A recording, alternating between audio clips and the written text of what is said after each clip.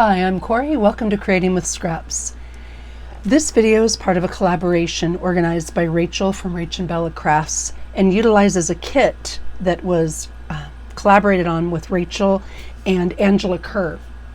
I'll link all the things down below as far as where you can purchase the kit, the freebies that they have, the different people that are involved in this collaboration, all the things, the details that help you utilize this in the way it was intended. This collaboration is really near and dear to my heart for one big reason. It's full of great people and creative, talented crafters, but the principle behind it is something that affects anybody who does anything artistic in any way, shape, or form, whether you consider yourself an artist or not, or whether you're a paper crafter, or the title doesn't matter. At some point or other, most people go through a period where they're just not motivated. Their inspiration isn't there, they don't know what to make. And the idea with this collaboration is to create simple things and share ideas of things that you can make when your own creativity has just gone on hiatus. Now, I have done a video a year or so ago regarding rejuvenating your creativity and such, and ways you can get back into it. And I will link that video below, not because it's the principle, but just because if it's something that you're experiencing at this point or going through, it can be daunting and it can be something that it's hard to overcome. And so for that reason, I'll link it. But I will also link all the people that are doing creative things here. And another reason this particular collaboration really speaks to me is the idea that anyone, any beginning, intermediate, advanced level crafter can take some paper and bits of images and recycled items and such and make something that they're happy with, that they're proud of, that they enjoy creating, that can have another function or purpose. That is 100% who I am. And it doesn't have anything to do with being an artist or being a crafter. It's just being a person who wants to create. And the idea is that these are simple things that you can make and be proud of, and anybody can make them, and you can enjoy the process. And so that's kind of what I focused on. Now, mine is, oh gosh, who am I with? I am with somebody. I forgot to write down who. There's 2 people each day. I'll link the list, the master list. I made myself a list, but it's not one of the pretty lists with who's doing what when. But there are 2 people today, and I will link that below. So please check out the other crafter. I think it's Fraps and Scraps. I think that's who I'm with today, but I could be wrong. So I'll double check, and like I said, it'll be down below. But there's going to be 2 videos a day for I think 21 days or something along those lines. Just simple things that anybody can make. You can use the digitals or not. There are digitals that you can purchase, and they're currently 40% off in both Rachel's coffee shop and Angela Kerr's website, because each of the 2 collaborators created a kit and they work together. But you don't have to use those. You can use anything you've got. The ideas are to use images, papers, things that you have and like, and that can be made with anything. And so that's the focus here. Now, on some of the people that have gone before, I've noticed that envelopes have been a theme. Fortunately, none of the ones I have seen have been the same kind of thing I'm going to do. And envelopes are very commonly used in journals and junk journals simply because they're so handy. They're easy. We can use recycled envelopes. We can make our own envelopes and all of those things. Okay, so going back to the concept itself, that we're in a creative slump, or we're just not feeling particularly creative, and these are ideas that you can use. One of the things that I do when I am in that situation, when I either don't know what I want to make, or I'm just not feeling inspired to create new pieces, new things, new folds, new ephemera, is I will go to an idea book. Now, I have a lot of idea books. I love making idea books. But one of the things that I do is use Pinterest or Instagram. This is one of my idea books, and this one isn't a journal idea book so much as it is an image idea book. And I just used what I had on hand. This was an artist's journal that I got at a yard sale for, I think, I don't know, 50 cents or something. And I just covered it with a masterboard and used the pages and printed off images. So these are not completed samples. These are just things that I saw that inspired me. Now, I'm not going to go off on a tangent because I can squirrel with the best of them. But one of the things that I do sometimes when I'm not feeling particularly creative is I will look at something else. Here's a great example, and I'll zoom in just for a moment. I saw this somewhere and it inspired me to make this. Now, you may look at this and say, Corey, that they don't really look that much alike. They're a heart. And I had started making this with the idea that I would use the string across to make a heart. But when I got going, I decided, no, I wanted to make an outline of a heart, and I wanted to make it a side tuck, or it could have been a journal card. But the idea was this, seeing this, just paper printed image, inspired me to make this. And I'm really pleased with it. It utilizes both Rachel and Angela's pieces. They're pretty, and it would look wonderful in a journal. So I'll do that quite often, is I will go through a book or a journal or an idea book and make something based on something else I've been inspired by or something I've seen. It may or may not look exactly alike or anything alike, but it inspired me to get started. So this is something that this type of item is something I'll often use. And it is what I used for my envelopes. I intended to make clusters because one of the things that, I should shrink this back down. One of the things that I do when I'm not sure what to make or I don't have anything in mind is I make scrap clusters. Now, I've got videos on scrap clusters too, but to me they're just little bits of nothing, and you combine them together to make them into something, and you can embellish pockets and belly bands, and you can use these on everything. But they're made with scraps. They don't have to be, of course, but they are made with scraps, and that's kind of how I think of them. And when I printed off the kit, I didn't start with scraps. I didn't have any scraps that I'd created yet. And I saw this, and I don't remember where I saw this. This might be from Instagram, and I've seen these before. They've been around a while, and it made me think I wanted to do something with envelopes, because then when you trim these, because envelope starts as squares, you have scraps left, and then I would have scraps. And so I started with this, and that was where my concept for today came in. Envelopes, and how to use and how you can make them quickly, easily. Any person can make them, and they're great for cards, for junk journals, for inserts. So I took one piece of the paper, because there's background paper and embellishments and tags and all the things in the kit, and I cut it down into squares and I made some envelopes. But my focus was envelope inserts, things that you can put inside an envelope to change it up a little bit.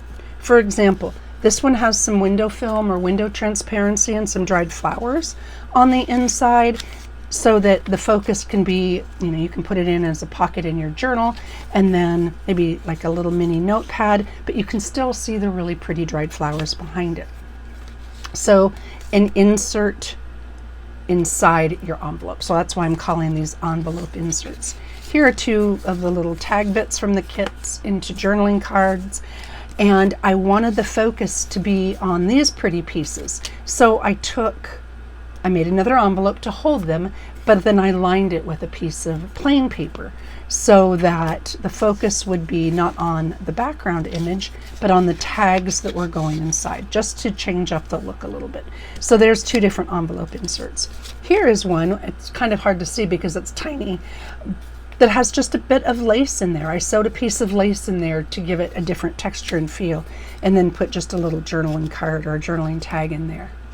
And then this one, you can see from the back, it is an envelope, but rather than utilize it as an envelope, I'll glue it down on my page, and it's got that envelope feel. I put a fussy cut flower in it, and I glued the whole thing down, and then this envelope will be glued on the side of one of my pages, and I'd started a journal for this, and I'll share it later on. not in this video, but another video, what I do and how I did it. But you can take this envelope and just glue it down on one side. And then I've got a tuck for a journal card. And this is just a piece of the paper from the kit, folded over, double-sided, and it's a journal card. So you can turn an envelope into this. My point being, envelopes are quick, easy, you don't have to have special tools, and they can be utilized by any skill level in a journal. And so what I'm going to do is show you how I made these. Now, before I do that, I generally use an envelope punch board when I make envelopes, but you certainly don't have to.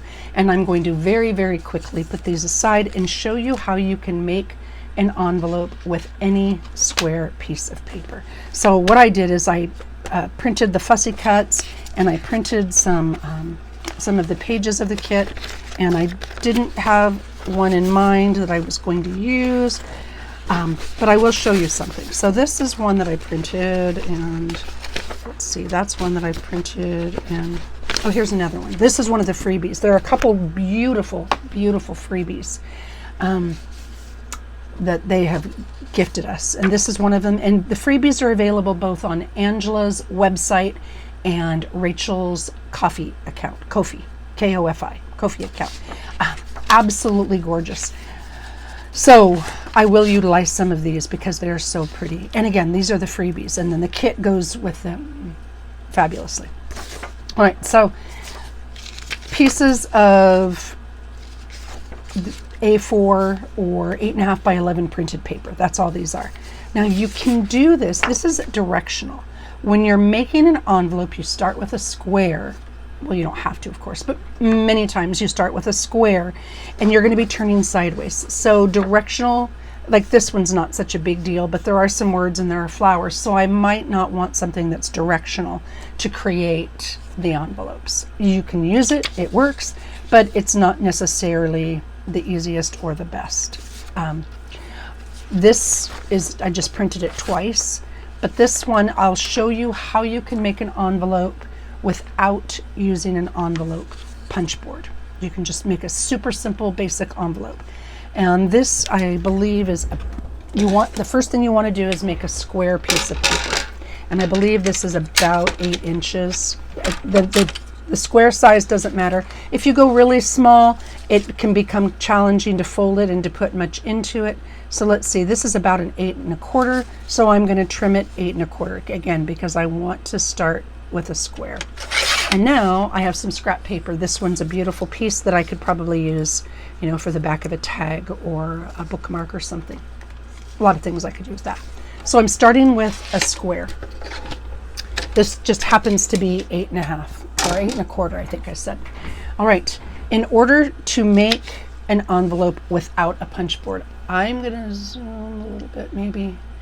I find it a whole lot easier to use a grid like this on my work surface as a grid. You don't have to, but I just feel like I get better results. And so I'm going to turn my square on the diagonal.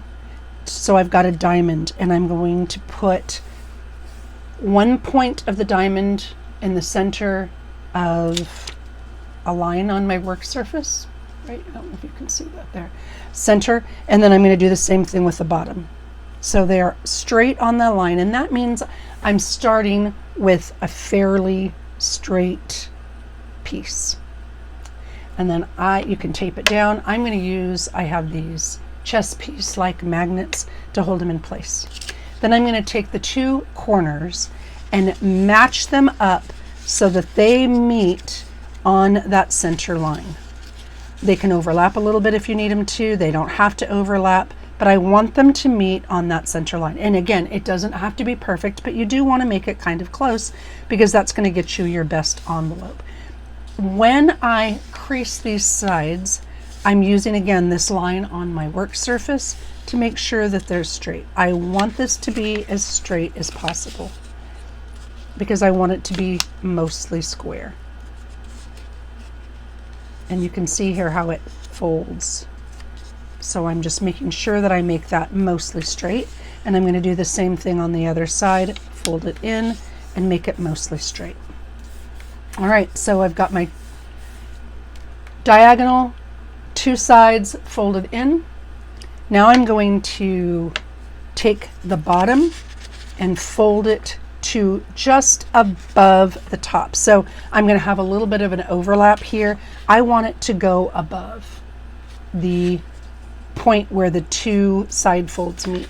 So I'm going to fold it up like that, but I again want it to be straight, and I want to make sure that my lines are straight at the ends, and it's down like that. Now I used copy paper for this, so it's fairly thin. If I were using cardstock, what I would do here is open this back up, and let's see if you can see it. There is a little triangle here where I've got my overlap, and I'm going to cut that just so you can see. I would cut out that triangle because it makes it less bulky, and especially if I'm doing something with thicker paper. I think you can see that there. I cut out the triangle where it overlapped on the right and on the left. It's not an essential step, but if you're dealing with thicker paper or you're wanting to eliminate some bulk, that's a great and easy way to do it. So you can see I just cut out those two corners. And then I'm going to fold these back in, fold this back up, and I can do the same exact thing at the top. I decide how far down I want it to go, fold it, and I'm going to cut those corners out again. So that's how you can make an envelope without using a punch board, right? And you can see by using the grid underneath it, it's pretty straight, pretty even. It doesn't take a lot to make an even envelope, and that's just your super basic envelope. All right, so that's how I do it without the punch board. Most of the time when I'm doing these, I use a punch board because it's one of those tools that I consider. There's a bit larger one, and then there's this one.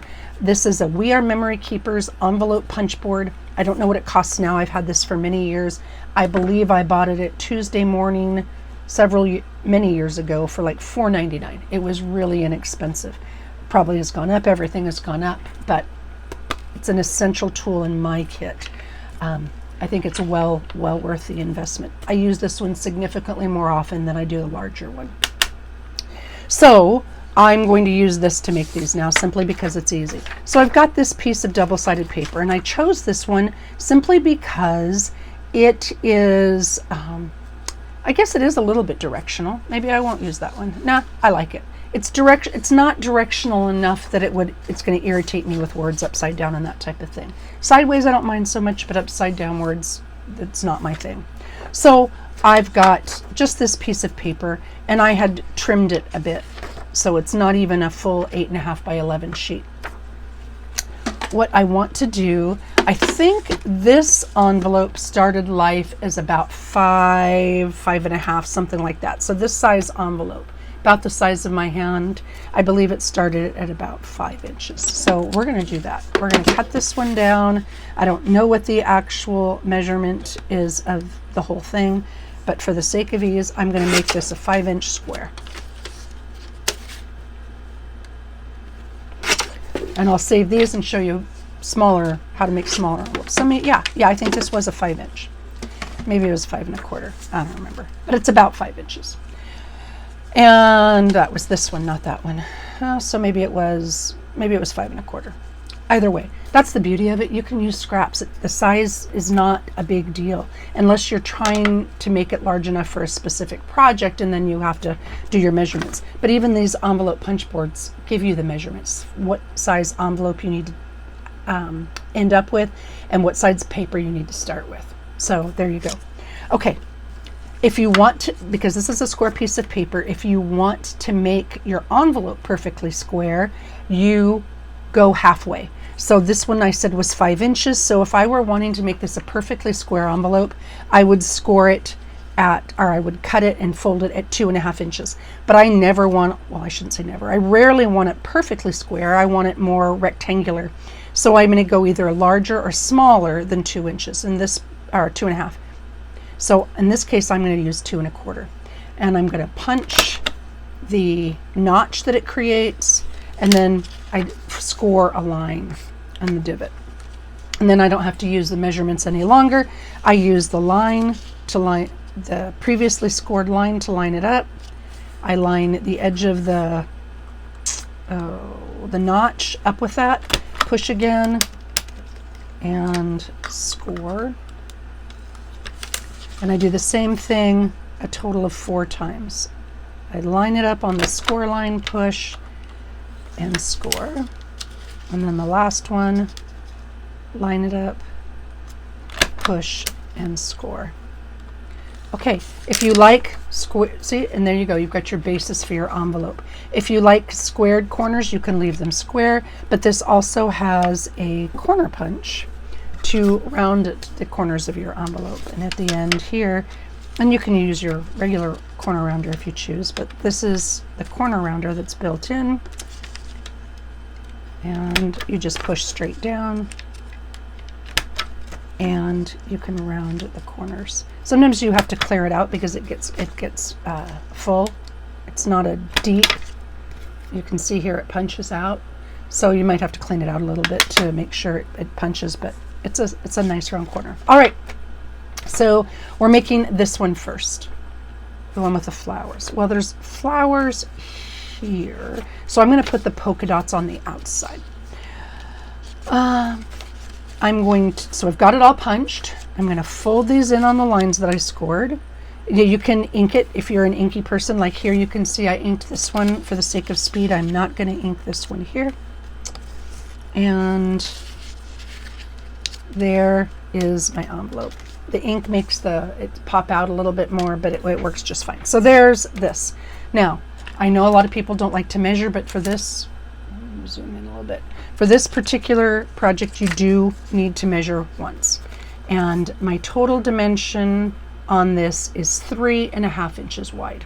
And the reason I need to know that is because I am going to cut a piece of window film to fit inside there so that I can sew a flower in it.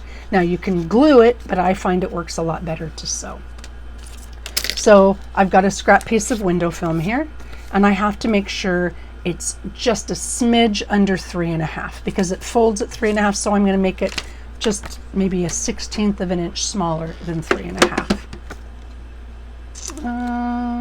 You know what? I don't even need to, because look at that. I didn't plan that, but look, there you go. That's pretty darn close. All right, so my window plastic is the right size. I'm going to open my envelope back up, and I have some dried status here that I dried last year. I got a flower bouquet and I just dried some because I wanted to. Now it goes up to here, so I don't need to put tape or anything on it. I can put a little bit of glue down to hold that status in place while I sew it.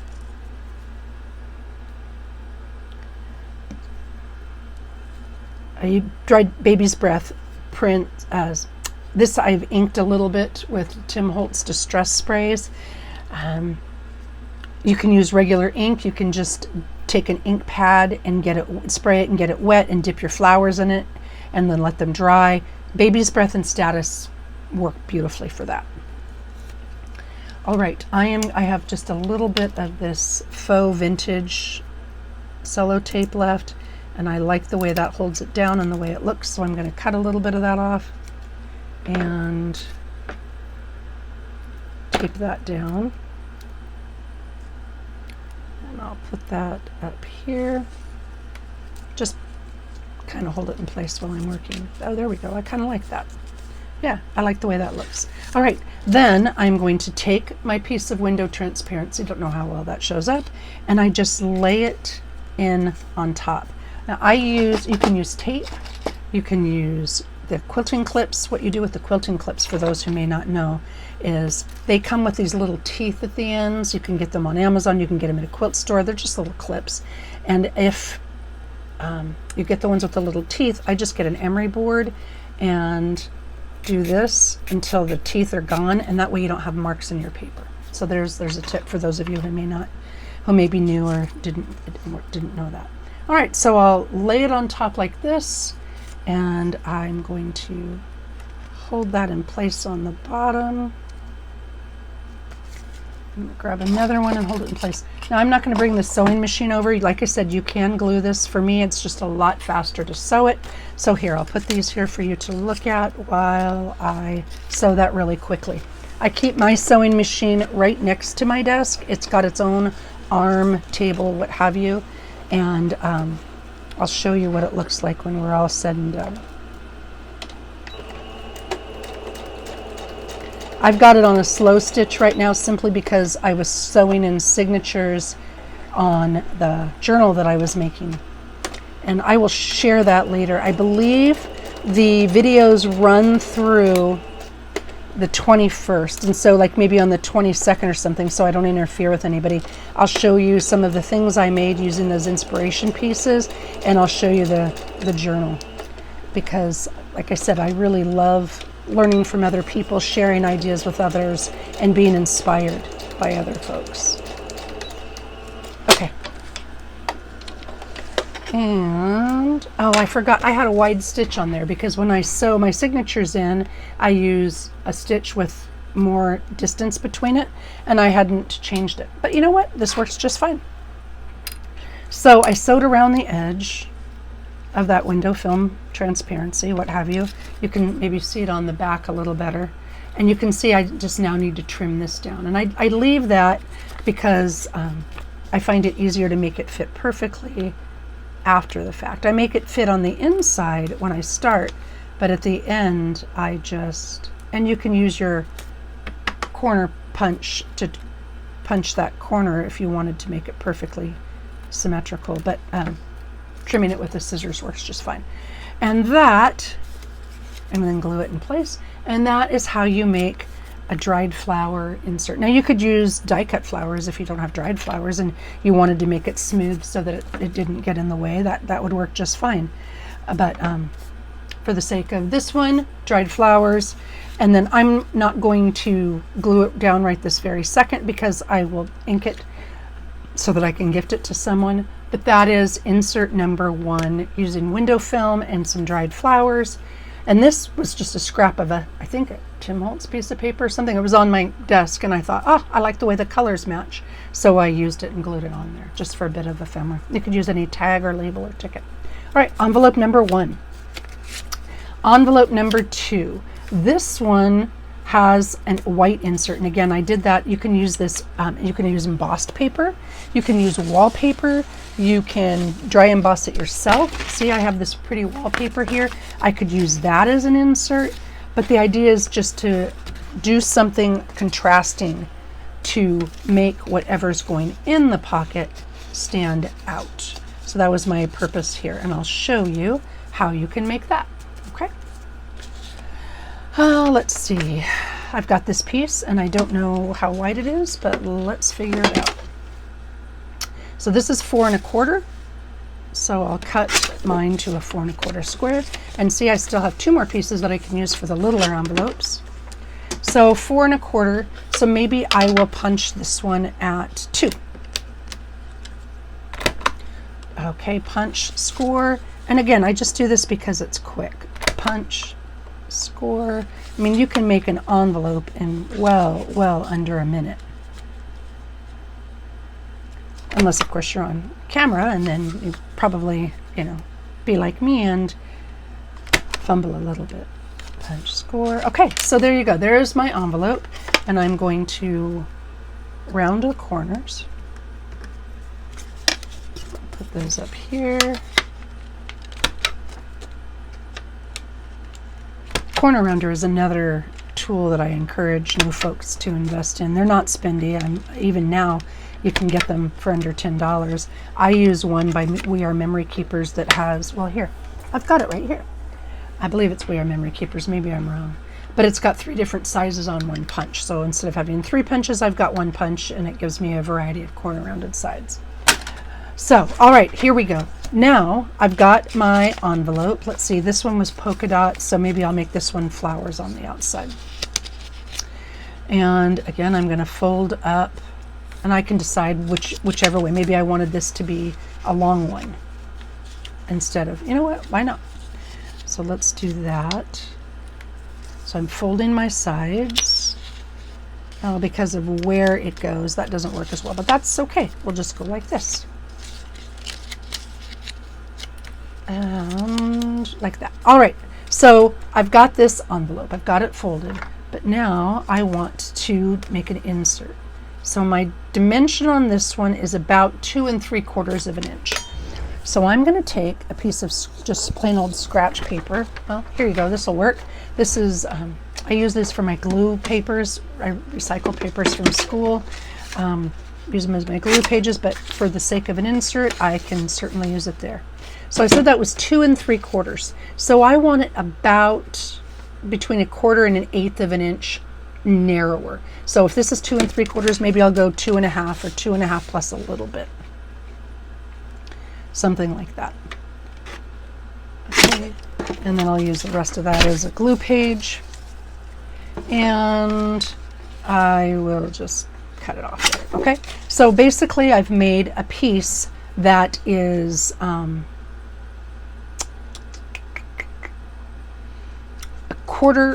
1/4 of an inch narrower, right? Because I want it to fit inside just like this. Okay.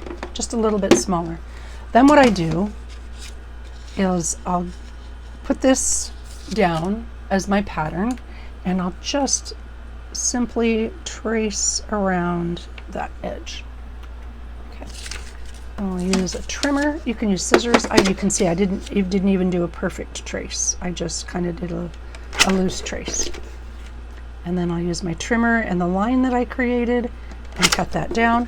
And now I don't even have to make a perfect corner cut because I can put it right in here and punch that corner. All right, or punch the top. So I've got my insert, and it's just truly that simple. Now this one's a little bit too long, and it's going to be on the inside, so I don't even care if it's straight. I'm just going to trim it down. And that is my insert. See, it's the same. It's going to be, can you see that? I generally, because this is such thin paper, I will do this. I'll use that leftover from that piece, I don't know, some kind of a training or something, and I'll put glue stick all over the whole thing. Then it goes into my recycle bin, because once the glue's there, I don't want to get it on everything else. And it's still being recycled. And put the glue stick down. And lay it right on top like that.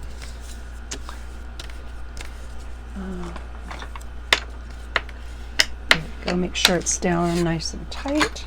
And again, same thing. Glue it up, and I've got an envelope with a liner, an envelope liner, basically. Okay, so that's envelope number 2. Now, and I just used bits from the kit. One I lined with, one I backed with lined paper, and one is just backed, and I put 2 little eyelets and some lace or ribbon on it to make it pretty. But the focus I wanted to be on the cards and how they were held, and that's why I put the liner on there. Okay, so there's number 2. Number 3. Number 3 is a little itty bitty one. And like when I'm putting this in my journal, I'll probably do something like maybe with this, and I'll add this down here and then a word or something here. Oops, sorry. So that I can tuck something back here. I've got journal card, journal card, journal card, and it's just add something. Or if I need just a little tiny something or a little tiny tucker, I could do a corner tuck with this, what have you. But it's just a little envelope, and I put a bit of lace in there, and I'll show you how I do that. Okay, so let's use this one. And it is just under 3 1/4, so I'll make this just under 3 1/4. Again, it doesn't have to be perfectly square, but I do want it to be kind of close. And then I'll save that scrap for a cluster. And let's see. So I am going to about 1 1/2, because it's, again, not going to be perfectly square. I'm going to do the same thing, use these as my guides. I know you can't see that score line there, but I can, so I know I'm making it straight. And lining this notched bit up with the previous score line is what allows me to make sure that it's centered. Okay, there we go. I did all 4 sides. And again, I'll round these corners.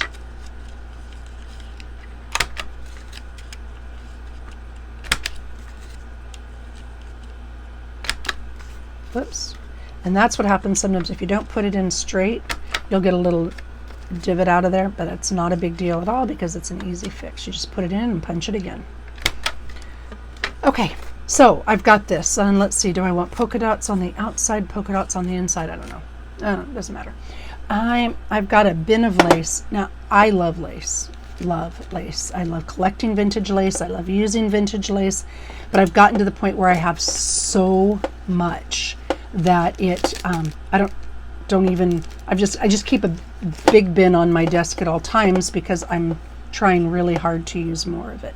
And I think on this one I want to use a white lace simply because this has got more white in it. My go-to is kind of an ecru color or an off-white color generally, but you know what, that's really pretty.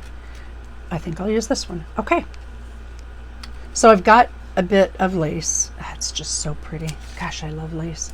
I think I like the lace on top of the flowers, but do I like the lace with the polka dots? Now see, no, don't. I don't like the lace with the polka dots because they've got a completely different feel. So as much as I love this lace, I don't love it with polka dots. Let's try something else. And these are just bulb pins, so I roll the lace and put it in a bulb pin and toss it in there. I've got this one. Maybe this will work. I think that might be what I used on the other because it is white. So I'll just snip off a little bit of that. And these are just laces that I've found at various antique sales. Estate sales rarely, mostly like Farm Chicks. I went to that one in Spokane this year and phenomenal. Really great antique show, junk show. Country Chicks is another good one. There's a bunch. But anyway, so I've got this scrap bit of lace. And I just lay it down and I sew around the edge. That's it. So you've got a lace panel there, and all I do is I sew exactly like I did with this, and I sew it around the edge. Now because this is getting way longer than I wanted it to be, I'm not going to sew it, but I will show you what it looks like. See? Sewn around the edge right there. And that's exactly what I would do. And then sew it around, trim this bit off, trim that bit off. I generally don't trim it off until after I've sewn it. And then I'll fold my envelope closed and glue it. Actually, I'm glad I did that because this is the side I want, the way I want to fold it. I want it to fold like this. Oh, I guess it doesn't matter since it's square. It is square, so it doesn't really matter. Anyway, and so glue it down just like this. And then there's my pocket with the lace insert. Last one, little itty bitty guy. I've got this piece left.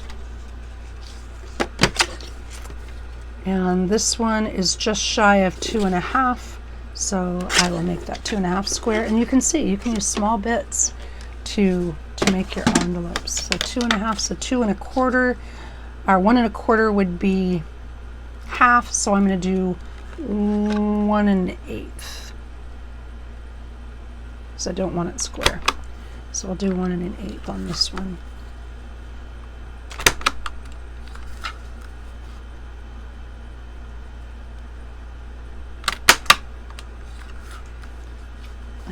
And same exact system for all 4 of them. Scoring, punching, scoring, punching.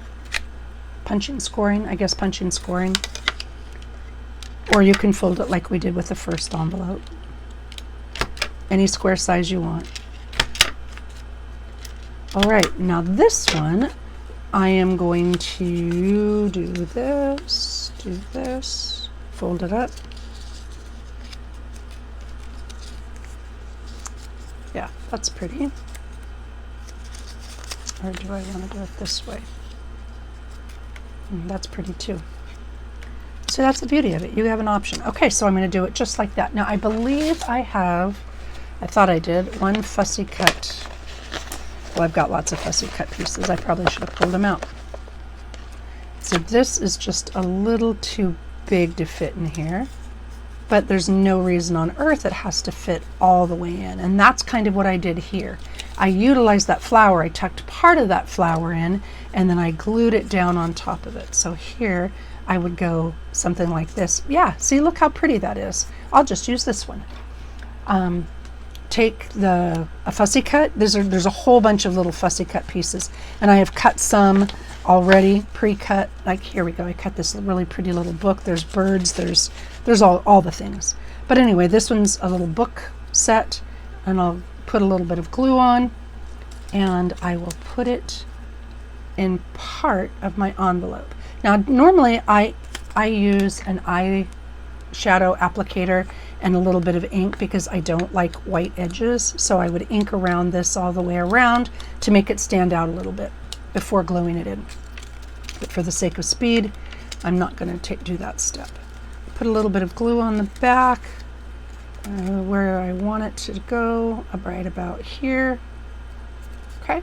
Remember, I'm not utilizing this envelope as an envelope. I'm utilizing it as a tuck spot. And I'll close that up. And there we go. Now I'd put a word or a quote or something right here, like I did with this one. And then this becomes a side tuck. I don't know what I did with that piece of paper. Oh, here we go. This becomes a side tuck. I glue it down on one edge, and I've got a side tuck to hold a journaling card in my page. So there you go. 4 super simple envelope inserts that can be used with any materials, any style, and can be created by anyone regardless of the tools or the materials you have. Thank you very much for watching, for your kindness, and I hope everyone thoroughly enjoys this collaboration and that you get inspired to create some new and fun things, and that you can remind yourself that, simple things can be made, simple items, simple paper, simple processes can be made into some really pretty and fun things. All right, take care all and enjoy your summer.